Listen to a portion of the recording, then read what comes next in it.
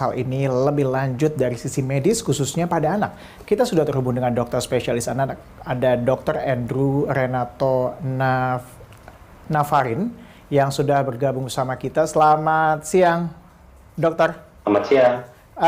Dokter, kita kan tadi sudah melihat ya bahwa ada kasus anak yang dikerok kemudian itu merah sekali sampai kebiruan. Nah, kalau secara garis besar deh untuk orang dewasa maupun anak kecil, apa sebenarnya dampak dari kerokan ini? Manfaatnya sudah teruji kah dan juga apa saja kemudian dampak negatifnya dari kerokan ini?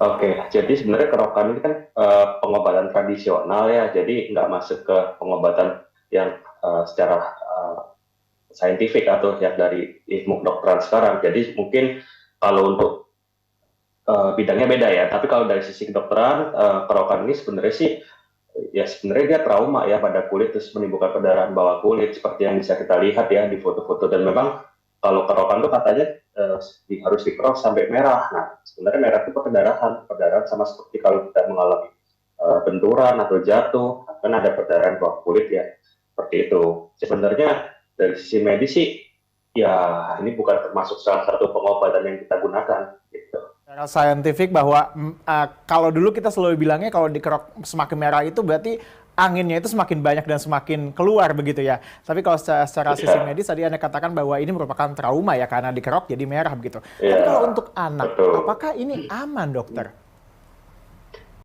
Sebenarnya kalau misalnya prinsipnya pengobatan kedokteran itu kan pertama-tama kita do no harm ya, jadi kita jangan memberikan pengobatan yang tidak ada gunanya atau malah bukan efek yang tidak kita harapkan.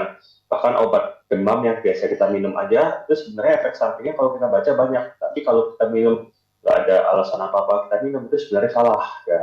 Jadi sebenarnya kalau memang ada penyakitnya, ada kita berikan terapi, kita pantau dulu, kita hitung dulu risknya apa, benefitnya apa.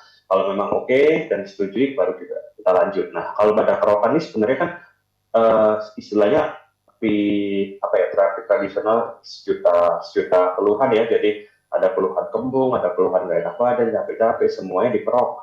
Dan itu kan kayak apapun pertanyaannya jawabannya satu. Nah, itu kan agak terlalu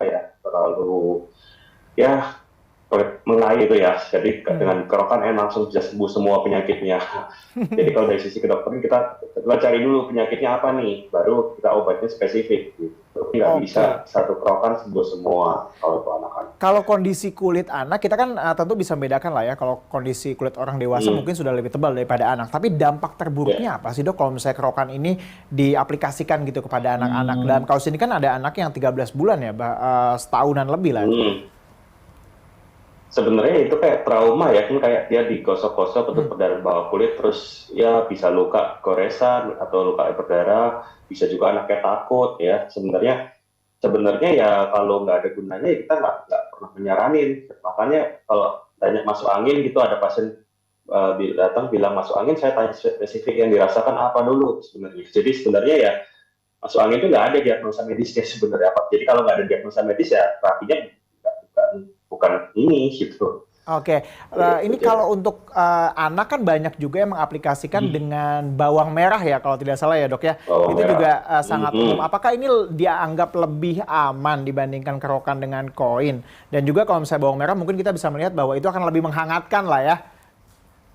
Ya, oke. Jadi kalau cuma diolesin itu ya masuk terapi tradisional juga, tapi ya seperti kalau kita mesin kayak baby oil atau minyak telur atau minyak kayu putih atau minyak angin, hitungannya kayak gitu ya. Jadi dia memberikan rasa hangat, tapi dia tidak memberikan trauma pada kulitnya. Cuman hati-hati kalau kita memberikan yang kurang bersih, ada luka, itu risiko menimbulkan penyakit pada kulitnya. Bahkan kalau pada bayi baru lahir, kita udah nggak pernah menyaranin pada bayinya untuk tali pusarnya dikasih segala macam sesuatu, kita bersihin secara medis gitu. Atau udah terbukti itu paling sehat. Nah, kalau misalnya membalurkan merah, ya saya sih nggak ngelarang ya, tapi maksudnya kalau misalnya dipercaya dia bisa memberikan rasa enak, paling nggak baunya menimbulkan rasa hangat gitu. Ya silakan aja selama itu tidak berbahaya. Kalau nggak berbahaya sih saya nggak melarang. Tapi kalau kayak dikerok seperti jelas-jelas traumatik dan anaknya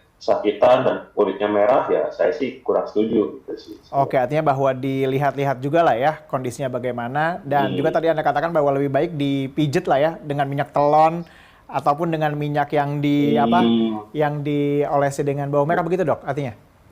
Bukan lebih baik, tapi maksudnya itu kategorinya sama, jadi kayak diolesin Oke. keluar. Nah, untuk kulit bayi, kulit anak pada terpapar dengan beberapa tuh ada yang nggak tahan. Nah itu biasanya kalau dari sejawat dokter kulit mereka pilih-pilih, mereka menyarankan bahkan pelembab khusus anak daripada dikasih minyak-minyak yang khusus. Nah saya lebih menyarankan sebenarnya tujuan minyak ini apa sih? Karena kan minyak itu cuma memberikan rasa hangat, bukan benar-benar hangat. Kalau benar-benar hangat ya dikompres air hangat. Kalau misalnya cuma untuk baunya, saya sih lebih mengusulkan penggunaan seperti yang kayak diffuser begitu, jadi bisa gitu. Tapi itu sebenarnya juga nggak terbukti secara medis pak menjadi lebih baik, tapi memang memberikan rasa lebih, ya mungkin udah Lebih keluarganya nyaman, udah lebih terbiasa, comforting jadi begitu ya, lebih meskipun nyaman, tidak betul, lebih tidak comforting, tidak betul, secara medis membuktikan bahwa ini dapat menyembuhkan begitu ya dokter ya. Dok betul, tadi kan di betul. grafis yang sebelumnya kita tampilkan, nanti akan kita tampilkan kembali, Hmm, itu bahwa ada hmm. juga beberapa dampak yang disebutnya bahwa kerokan itu bisa menyebabkan hingga stroke, kemudian juga beberapa gejala yang lebih parah, itu benar nggak dok? Hal itu saya harus lihat dulu lagi ya, karena jauh banget sih kerokan ke stroke ya sebenarnya. Bahkan ada yang bilang untuk mencegah serangan jantung, mencegah stroke tuh harus kita ada yang harus melukai ujung jari, itu jelas-jelas enggak ya. Karena kalau stroke tuh mungkin dari teman-teman dokter saraf atau dokter neurologi itu kan masalahnya di pembuluh darah di otak ya, bisa pecah, bisa tersumbat, itu ada pengobatan yang khusus. Kalau perdarahan bisa sampai dokter bedah saraf untuk melakukan operasi evakuasi darahnya. Kalau misalnya penyumbatan bisa dengan pengobatan atau ada beberapa teknik khusus untuk membebaskan sumbatan itu. Oke, Nah itu beda lagi. beda lagi ya. Jadi Oke. nggak bisa bilang ya.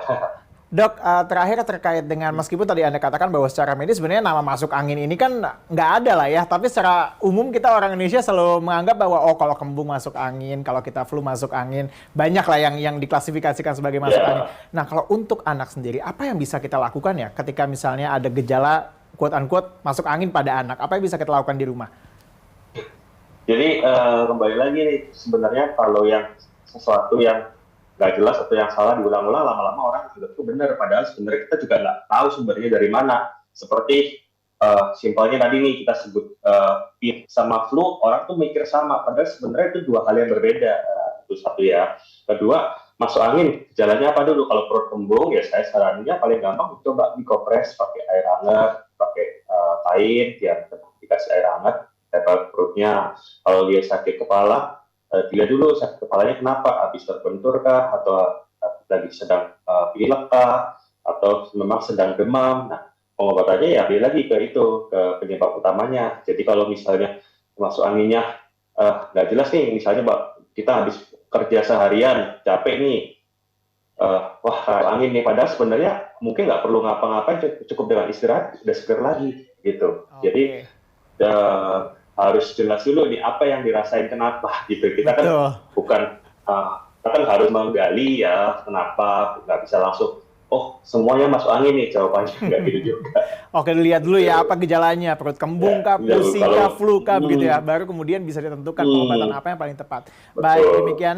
Terima kasih dokter spesialis anak Rumah Sakit MMC Rasuna Said, ada dokter Andrew yang telah berbincang bersama kami di Berita